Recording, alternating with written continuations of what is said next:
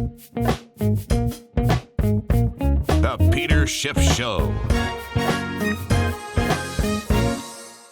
Today, the Labor Department released the November jobs report. Non-farm payrolls, of course, Wall Street always highly anticipates this number. All of the politicians, Donald Trump was ready to tweet as soon as the data was released. The expectation was for 190,000 jobs for November, and we beat with 228,000 jobs. The unemployment rate held steady at 4.1%, which prompted President Trump to tweet, "The unemployment rate remains at a 17-year low of 4.1%.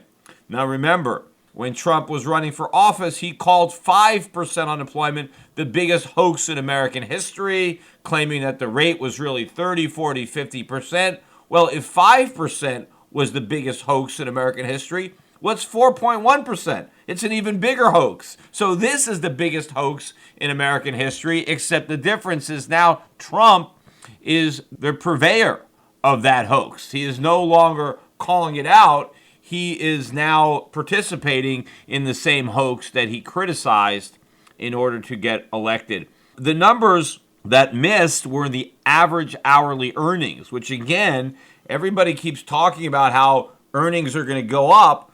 They were looking for a 0.3% increase in average hourly earnings following flat earnings in the month before.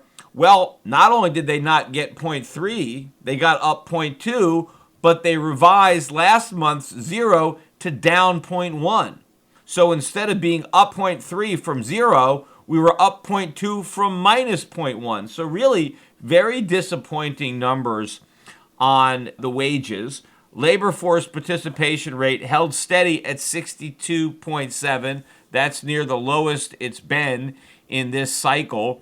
And again, if you look at where the jobs were, we did manage to create 31,000 manufacturing jobs. We have had a boost in manufacturing jobs, despite the fact that we're not seeing it in the trade balance because we have the worst trade deficit in 5 years.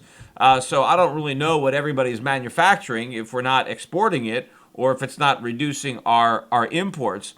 But the lion's share of the jobs created in education and healthcare, two bloated sectors of the economy that are being propped up by government. We would be better off losing employment in those sectors and gaining it in others, but we continue to feed the bloated sectors of the economy.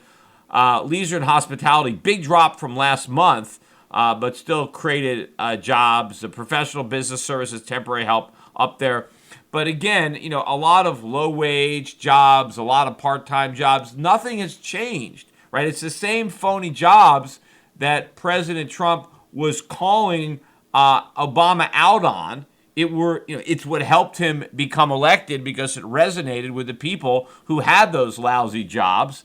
But of course, now that they're his lousy jobs, it's a different story. Everything is great. And we don't hear any of the statements that he was making as a candidate. Stock market pretty much likes the numbers, right? It keeps the myth going that we have a recovery. The Nasdaq was up about 30 points. Dow up over 100, up 117 points on the day.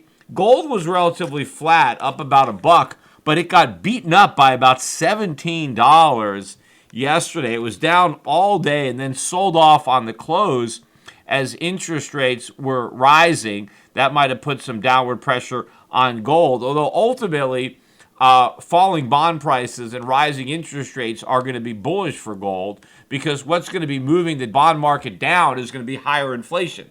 And higher inflation is bad for bonds, but it's good for gold.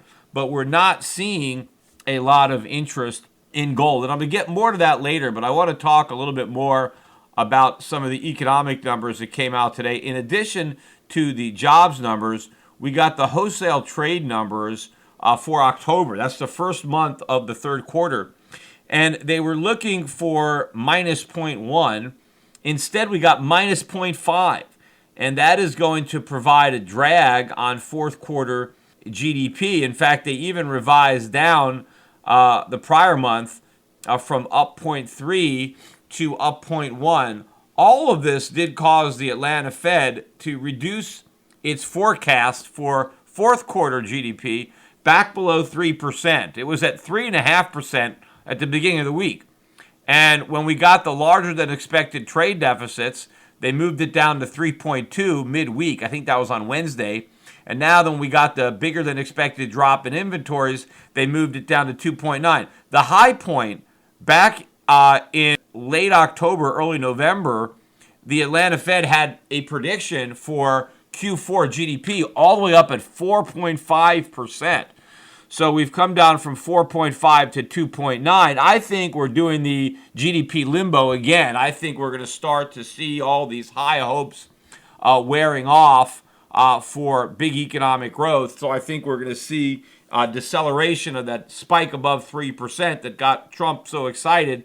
I think we're going to see that decelerate, and that's going to continue not only in the fourth quarter of this year, but in the first quarter of next year.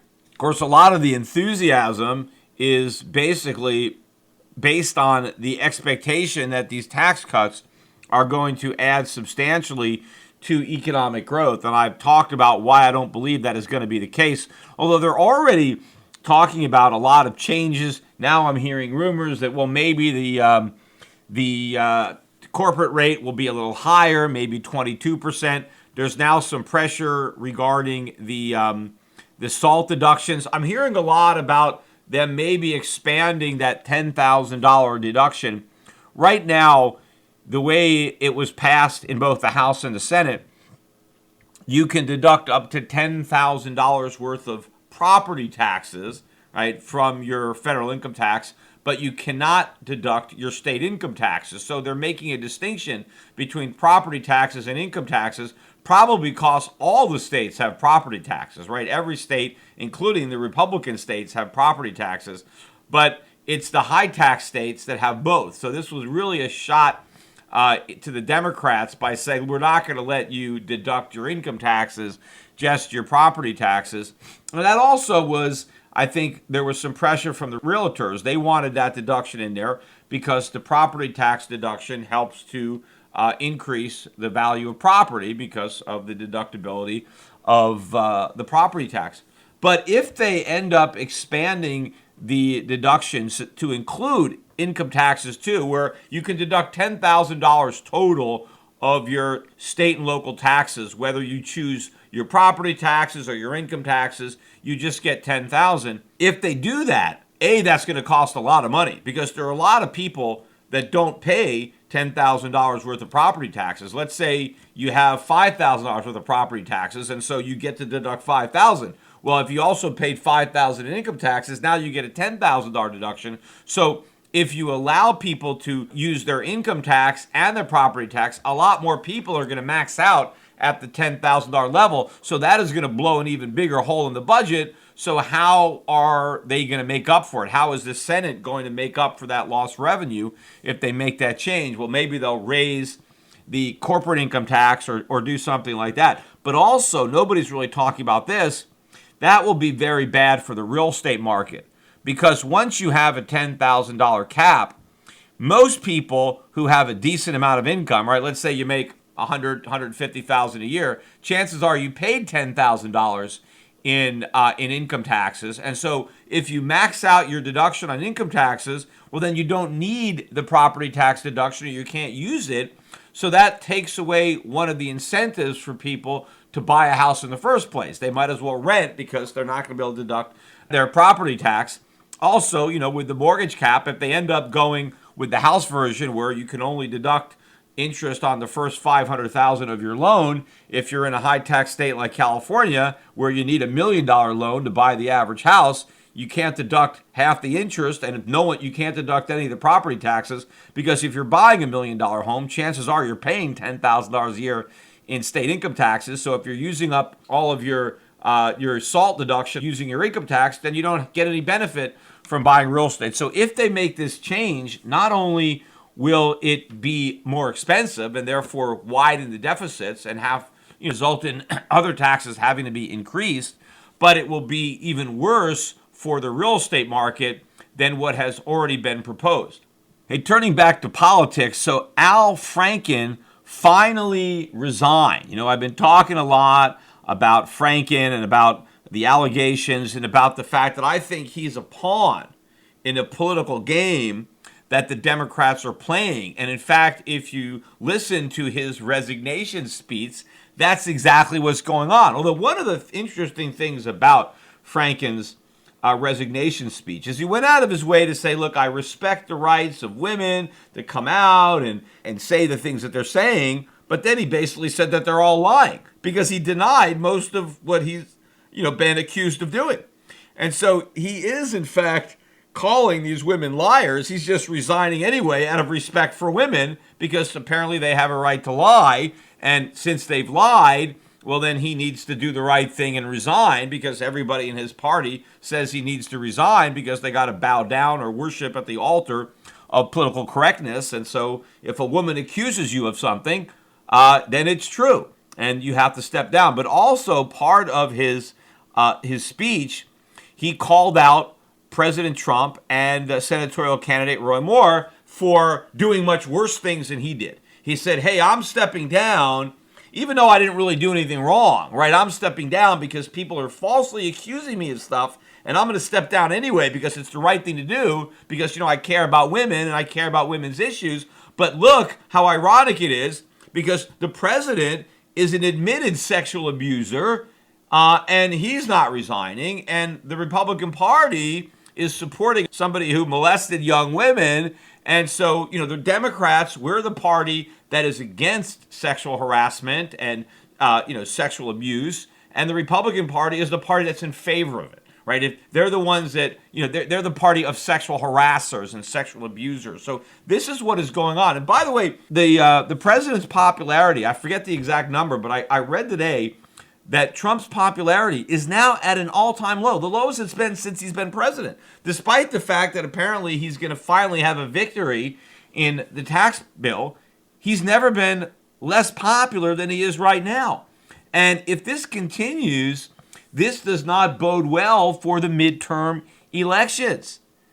So, I don't know why so many people are so excited about these tax cuts, because if the Republicans do not maintain control of the House and then they lose control of the White House in 2020, say goodbye to all these tax cuts. And one of the things that I think could be completely very scary is the camel's nose under the tent when it comes to the elimination of the deductibility of state and local taxes. Because even a lot of Republicans now are arguing that this is a good thing. Like conservatives, we don't want to subsidize big government.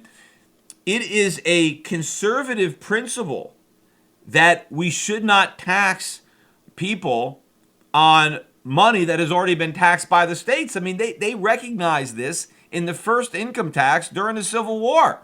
And then it was incorporated into the income tax that we had in 1913. But this is a conservative principle. This is a libertarian federalist principle that the first taxing power belongs to the states and the local governments, and that the federal government has to come behind that and has to respect that. So if the state has already levied a tax, the federal government doesn't put a tax on that tax. But you have all these conservatives now that are embracing the federal government taxing the states, taxing your taxes. And this is not a limited government position. And it is going to come back to bite a lot of the Republicans, because right now they're saying, oh, it's a trade-off, right? Because we're lowering the rates at the same time that we're eliminating the deductibility of state income taxes. Well, you know what's going to happen?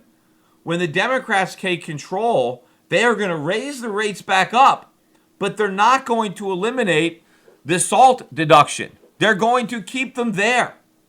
Even though they're opposing it now, that's all politics, right? This because they want to, oppose the Republicans. But believe me, once the Republicans set the precedent of not allowing people to deduct their state taxes from their federal taxes, the Democrats are going to love that because they love the big federal government.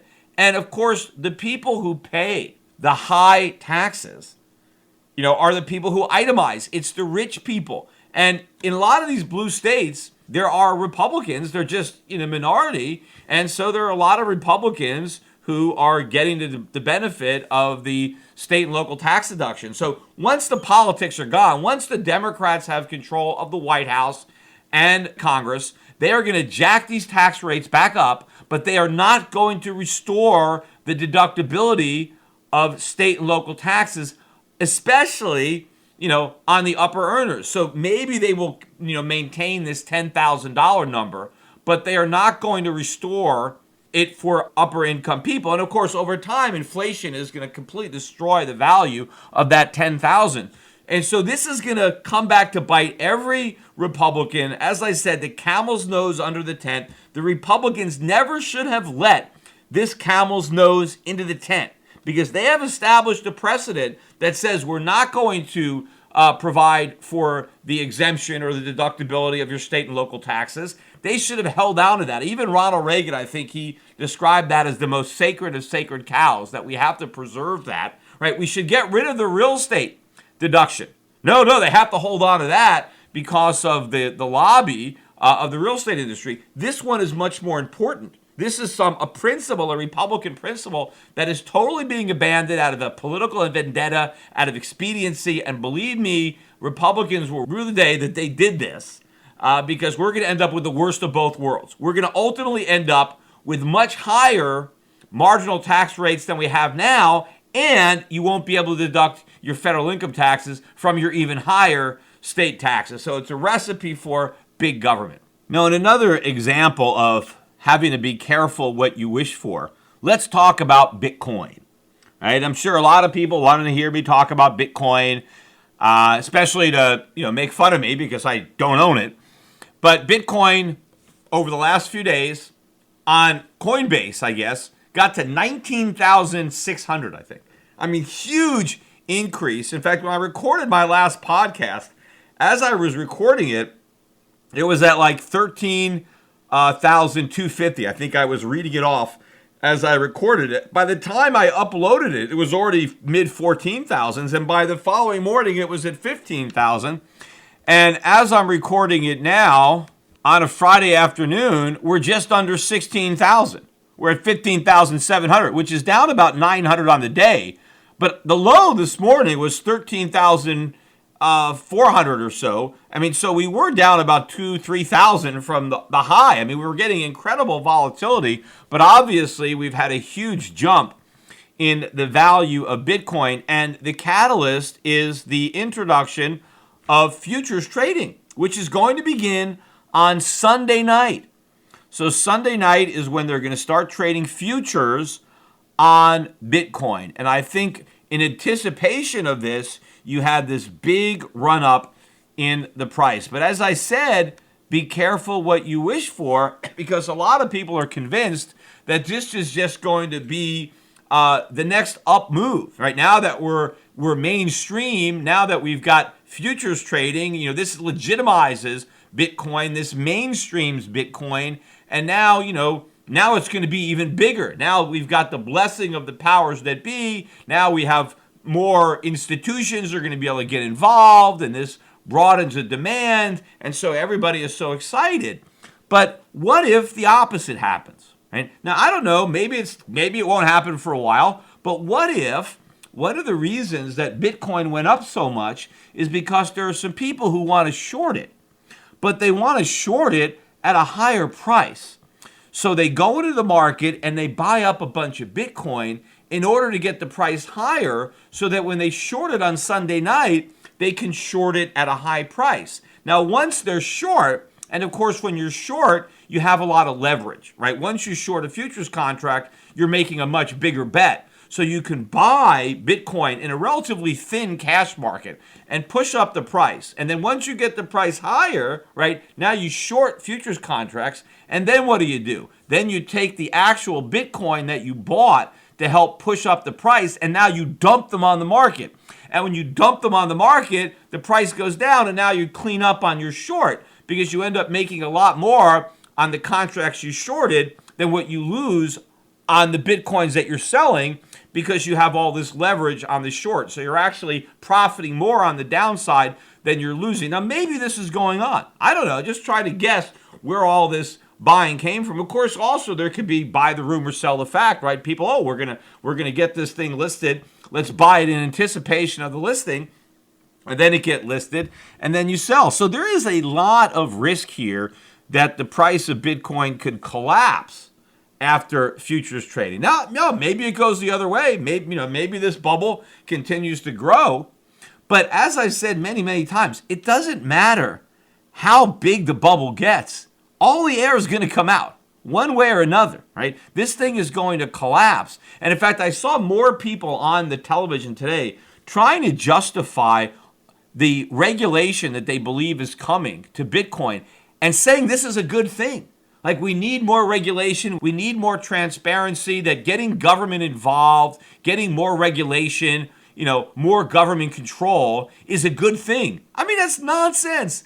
The whole appeal of Bitcoin was the lack of government control, right? The lack of regulation, right? The fact that it was anonymous, the fact that, the government wasn't interfering. When I would argue with people and say, look, Bitcoin is backed by nothing, right? Let's have a digital currency backed by gold, right? That's something real, right? Let's have a currency backed by something instead of a currency backed by nothing. I mean, that was an argument when we went off the gold standard. When the dollar was backed by gold, people like my father, who testified in front of the Senate Committee on Money and Banking against the removal of gold backing, said that a dollar backed by something is better than a dollar backed by nothing. And of course, all the Keynesian economists said, no, the dollar is going to be better without gold. Gold is somehow hurting the dollar. If we can unchain it from gold, then gold will go down. I mean, there were all these government economists, when gold was at $35 an ounce in 1968, all these big economists from the Federal Reserve, from the Council of Economic Advisors, and you can read my father's testimony and their testimony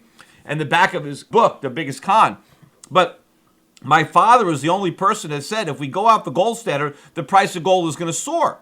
It was $35 an ounce. It went up to $8.50. Every other expert said the gold price would drop, that the dollar would gain value once it was no longer held back by gold. And my father said that's nonsense. Currency backed by nothing is not better than currency backed by something. Well, the same thing is going to apply with cryptocurrency. Cryptocurrency backed by something is better than cryptocurrency backed by nothing. But what people would always tell me was that, well, if you back your cryptocurrency with gold, then it's not decentralized anymore because somebody has to store the gold, and now the government can seize the gold. You have counterparty risk. The beauty of Bitcoin, they told me, was that there's nothing to steal because there's nothing there, so you don't have to worry about that. Well, if you get all this regulation to the point where the government knows everybody who buys crypto Bitcoin, everybody who sells it, they know where you keep it, and now they can seize it, right, if you're not paying your taxes or if you're engaged in activity that they don't like, and they can seize it, right, as contraband, right, just like they seize, if they find a bunch of cash, if you're, the police pull you over, they just forfeit you, right, they take your cash, they claim, oh, you used this cash in drugs. Well, let's say the government, sees you have a bunch of Bitcoins, they just say, oh, you must have earned those Bitcoins in the drug trade. They just take them from you, right? Now you got to go to court, right? If they take Bitcoin and they make it so regulated so the government knows everything about it, then what's the value? Why not just have gold then, right? If the government can seize your Bitcoin, then, all right, well, then just have cryptocurrency backed by gold. Just use gold instead of Bitcoin. In fact, one of the reasons that I think Bitcoin was strong this week was that gold was so weak, or maybe it was gold being weak that helped Bitcoin go up. I'm not really sure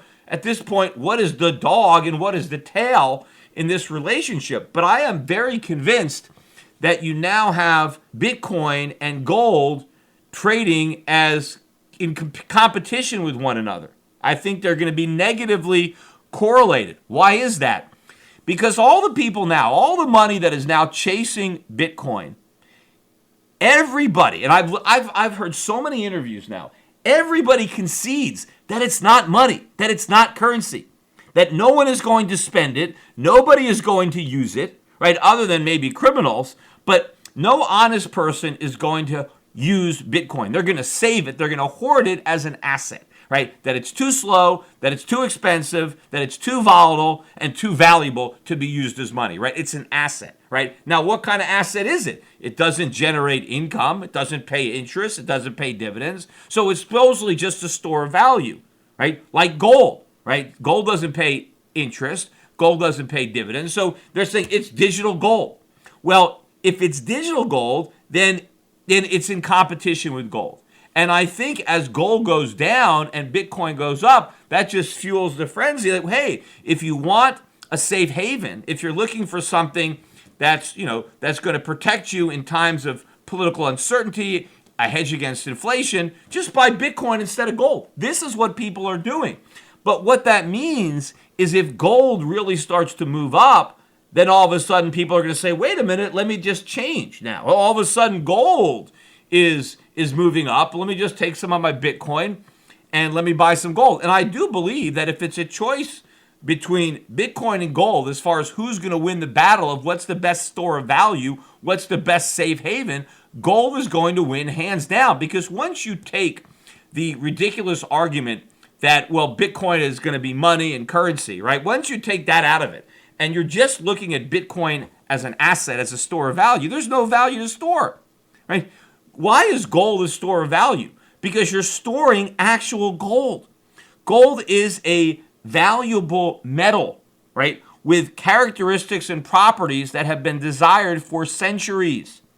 Bitcoin doesn't have any characteristics or properties that can't be replicated by any other cryptocurrency anytime somebody wants to, ICO one, right? You cannot replicate the properties of gold. People have tried for centuries and failed. You can't do it. If you want the properties of gold, you need gold, right? There's nothing else. There's no light gold, Dodge gold. There's just gold.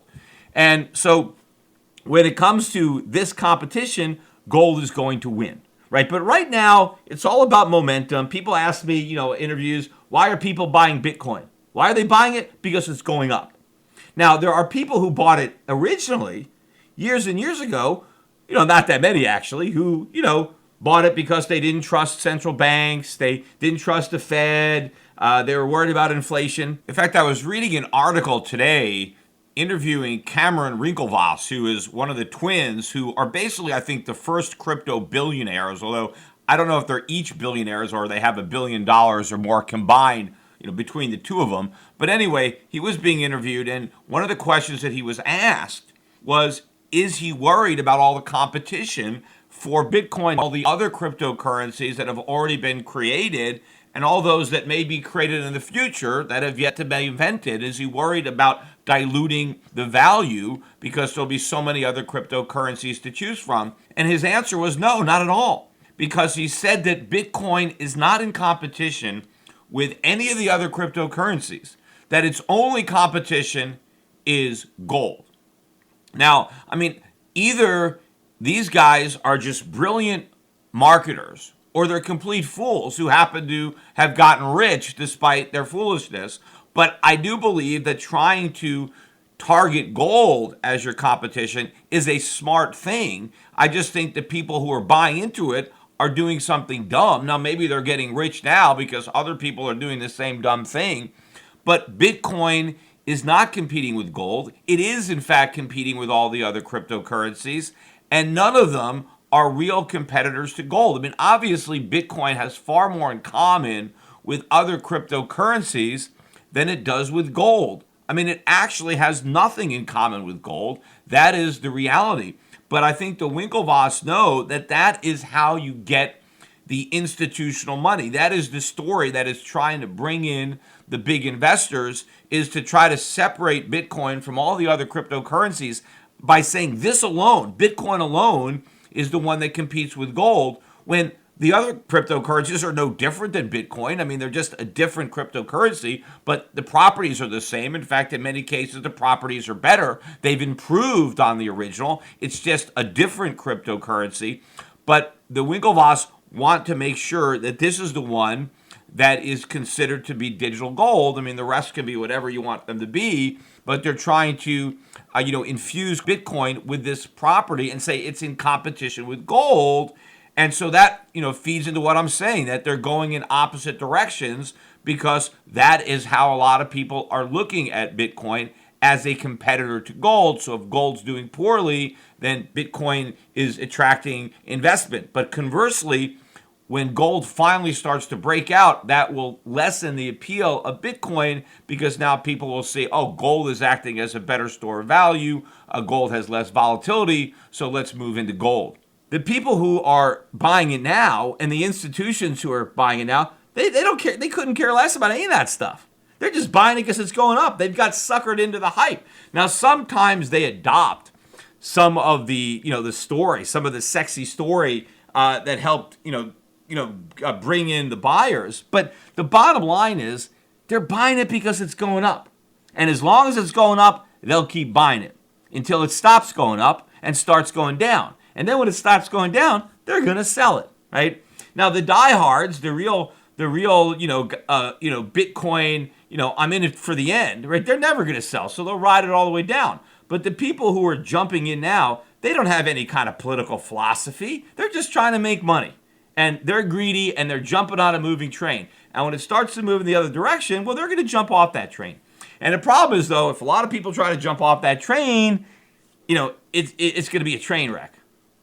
One last point I wanted to make, too, about Bitcoin. I read an article about Bitcoin hoarders and about how, you got a lot of millennials who, are Bitcoin millionaires, but they live like paupers because they don't want to spend any of their Bitcoin, because they're afraid that every Bitcoin they spend now, they think about how much it's going to be worth in the future, and so they don't want to spend it, right? And so, they have all this money, but, they're not enjoying it, right? And the other part of this article was trying to show how this is the virtue of thrift, and how, Keynesians, they give thrift a bad name. They talk about the paradox of thrift, or this nonsense about why savings is bad and why you have to spend. And so this guy was writing about how this is showing that, savings are good and it's good for the economy, and the fact that, people are saving Bitcoin, this is a good thing. There is a huge difference between people hoarding Bitcoin and people who are actually saving, because hoarding Bitcoin does absolutely nothing to help the economy, whereas saving from your income does a lot to help the economy. And I want to explain the difference between earning money and not spending it and saving it versus hoarding appreciating Bitcoins. Because saving from your income is great for the economy. Hoarding your Bitcoins does nothing for the economy. You know who gets helped by people hoarding their Bitcoins? The other people who are selling. Because by not selling Bitcoins, you're helping the price go up, and you're helping other people who are selling get more money. But the reason that savings are good is because when you go out there and earn money, you've done something productive. You've worked, right? You've added to society by doing something, right? You've produced something. You've aided in the production of a good or a service. But you took the money that you earned and you didn't spend it all, right? You put into the pot more than you took out of the pot, right? You underconsumed. And then what did you do with the money that you did not spend? You saved it. But you didn't just hoard it. You didn't take your money and shove it under your mattress, right? What you did with your savings is maybe you deposited it into a bank. And what did the bank do with it? They loaned it out to some businessman who needed to buy some capital equipment to improve the productivity of his workers so that his business can produce more stuff. So what happens is by under-consuming, you free up resources, right, to be made available for capital investment, which makes labor productivity increase, right, which increases the output, which increases the supply of goods and services, which grows the standard of living. And so that is why savings grow the economy. And the reward is the interest that you earn on your savings. And now if you save your money, if you underconsume today and then save money and earn interest, you can consume more over your lifetime, assuming you don't die prematurely, because now not only do you get to spend the money you saved, but you get to spend the interest you earned on those savings. So savings really are virtuous. There is no paradox of thrift. There's no paradox at all. There's just a lack of intelligence on the part of Keynesians to understand the benefits of saving. They think savings are a waste. They have no idea where production comes from. They just want everybody spending. Well, if nobody saved, there'd be nothing to buy. What good is it if you're spending money on nothing, right? You just have massive inflation. But when people are hoarding their Bitcoins, they are not reducing their current consumption. I mean, to the extent that they could sell their Bitcoins and consume more, but then somebody else would have to buy it, right? So whatever they consume, somebody else would have to forego. Another reason that gold is savings is because when you don't use your gold, right? When you have some gold and you decide not to do something with it, like make jewelry out of it or use it in electronics or any of the various ways that gold is used, right? When you decide just to hold on to it in a coin or in a bar, what you are doing is you are saving your gold to be used later, right? Because gold is immutable, meaning that over time, it doesn't lose any of its properties. It's not like it rots or it decays like other commodities. It doesn't no matter how long, right? You can bury it in the ground and I can dig it up in a year or 1,000 years and it's still there. It's still exactly the same as it was, and I could do everything in the future that I could have done today. In fact, one of the interesting things about gold is even if you use it, right? Even if you take your gold and turn it into jewelry, you can melt the jewelry down and you get your gold back. You get your bullion back. I mean, if I take gold and I use it to fill a cavity in my tooth, you could always, if you take out your tooth, right, if somebody dies, right, they could take the tooth, the gold's still there. You could put it right back in its bullion form. You really can't do that with other commodities. You use it and it's gone. Gold, you could use it and use it again and use it again and use it again. So it's ideally suited for savings. See, Bitcoin, people will argue, well, the Bitcoin is the same. It's also immutable because, it doesn't decay. It doesn't rot. I mean, a Bitcoin today is still going to be here in 1,000 years, and that may be true. It'll be just as useless, just as worthless 1,000 years from now as it is today, because right now you can't do anything with your Bitcoin, and that's true. If you hold on for it to a year, you still can't do anything with it. So in that respect, yes, it's immutable, but so what? What is the purpose? What have you achieved when you save nothing? If you save gold, then you are preserving an actual asset, and you are preserving all of the things that you can do with that asset. But when somebody is saving Bitcoin, they have preserved nothing because there's nothing of value. There's nothing that can be done with the Bitcoin. Yes, you could give it to somebody else if they want it, but all they can do is hold on to it to give it to somebody else if they want it. That is not the case with gold because gold has value unto itself. Gold has a use, irrespective of its use as money. It has a use as a commodity, and its value as a commodity that makes it money. And it is the other properties that other commodities don't have that makes it a much better form of money than anything else man has ever devised. But there is no production associated. No one is working to get the increased value of their Bitcoin. It's just going up. And of course, people who are hoarding Bitcoins are not loaning them out, right? So whatever the paper value of your Bitcoins are, it's not doing any good as far as enabling capital investment because nobody is taking their Bitcoins to a bank and the bank is not loaning them out to some entrepreneur who is using those unspent Bitcoins to make capital investments. So to say that hoarding of Bitcoins has anything in common with legitimate savings out of income and saving money in a way that it can be loaned out, it's an apples to orange comparison. But the guy was trying to talk about why this is good for the economy. We're going back to the old virtues. We're not going back to anything. I mean, I read all kinds of cockamamie stories trying to validate this mania. And to me, it's just like all the nonsense I read about the dot-coms, it's a new era. They don't have to make a profit. It's about eyeballs. Everybody has to justify a mania. And, the price keeps going up. I get that, and people just want to say, well, Peter doesn't understand cryptocurrencies. I think I understand them perfectly. If I didn't understand them, maybe I would own them. And then I'd have a lot more money if I didn't understand them until eventually, there's an old saying, a fool and his money are eventually parted. I understand why they're not going to work. Apparently, most people, or at least the people who are buying them, don't understand that. So they buy them anyway. They buy them not knowing that it's not going to work.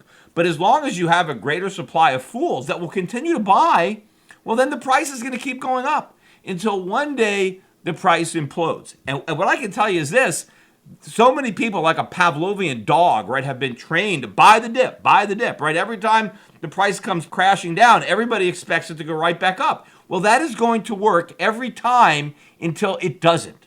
And when it finally doesn't work, it's too late because you don't know, right? You don't know which dip is not the dip to buy, which dip is the prelude to a crash. And that's why I keep telling people, hey, you can buy these things if you want, but you've got to ask yourself one question, right? A question made famous by Clint Eastwood. Do you feel lucky? Well, if you feel lucky, then buy some Bitcoin. But you better be lucky enough or smart enough to get out before the music stops.